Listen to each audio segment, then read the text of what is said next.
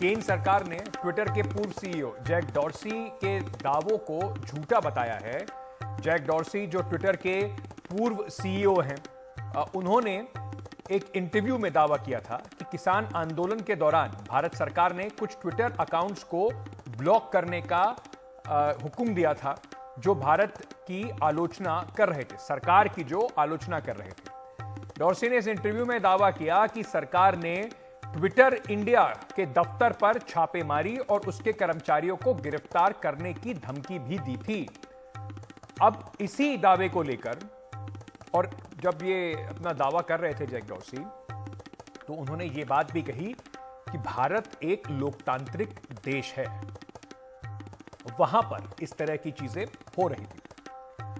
अब इसको लेकर केंद्र सरकार की तरफ से केंद्रीय मंत्री राजीव चंद्रशेखर ने इन आरोपों को बेबुनियाद और पूरी तरीके से झूठा बताया।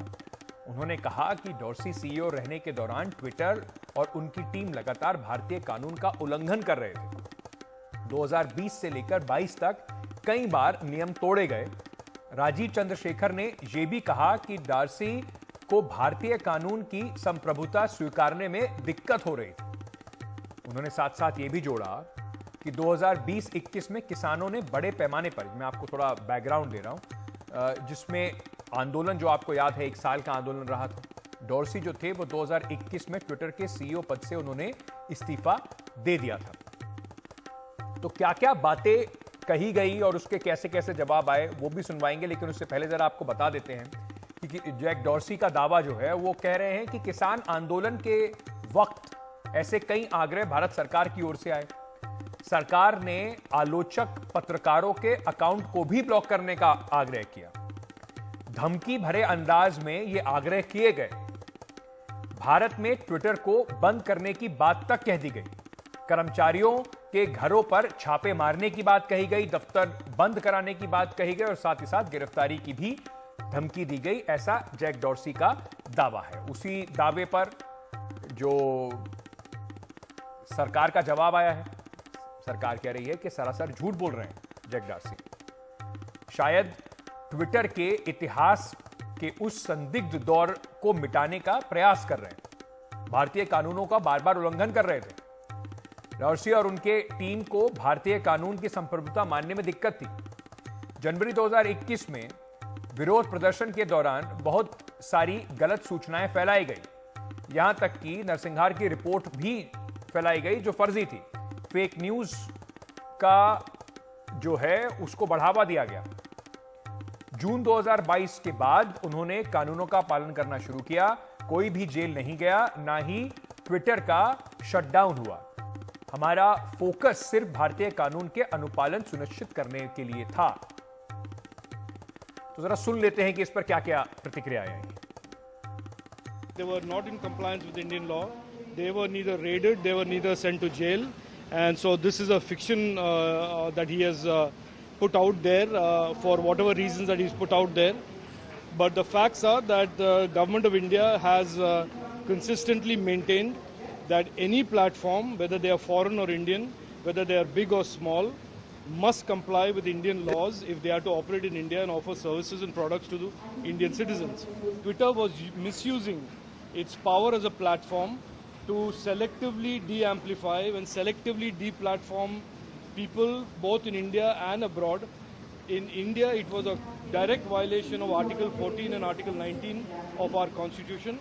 So I am deeply disappointed by Jack Dorsey's attempt at lying about what happened, because certainly whatever he has said in yesterday's statement is untrue and is false. देखिए, बहुत सारी विदेशी ताकतें जागती हैं जब भारत में चुनाव आते हैं, और उनका प्रयास दुनिया के सबसे बड़े लोकतंत्र, मदर ऑफ डेमोक्रेसी में कुछ ना कुछ विघ्न पैदा करना होता है। झूठ फैलाने के प्रयास किए जाते हैं और एक जो तनाव पैदा करने की परिस्थिति खड़ा करना, इस तरह के काम किए जाते हैं। देखिए, जो कहा गया है वो झूठ और सफेद झूठ है। तो ट्विटर फाइल्स में खुलासा हुआ कि किस तरह से इस प्लेटफॉर्म का दुरुपयोग किया जाता था, पक्षपात किया जाता था और छेड़खानी की जाती थी।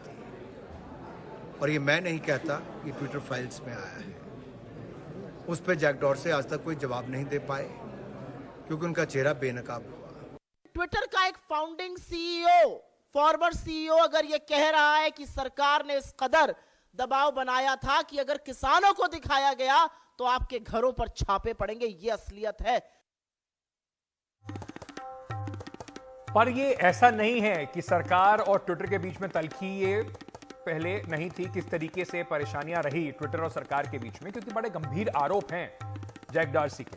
वो सीधा सीधा कह रहे हैं कि जो पत्रकार सरकार के खिलाफ आलोचक थे, लिख रहे थे, उनको एक अकाउंट भी ब्लॉक करने की बात कही गई। विपक्ष ऐसे आरोप सरकार पर लगाता रहा है। तो सरकार बनाम ट्विटर की थोड़ी सी जरा हिस्ट्री आपको बताते हैं। साल 2021 में यह टकराव शुरू हुआ था।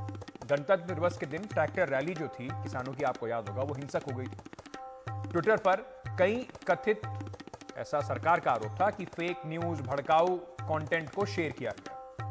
31 जनवरी 2021 को सरकार ने कुछ अकाउंट्स पर एक्शन लेने की बात कही। ट्विटर ने 257 अकाउंट सस्पेंड भी कर दिए। अभिव्यक्ति की आजादी के नाम पर उन्हें फिर से बहाल कर दिया गया।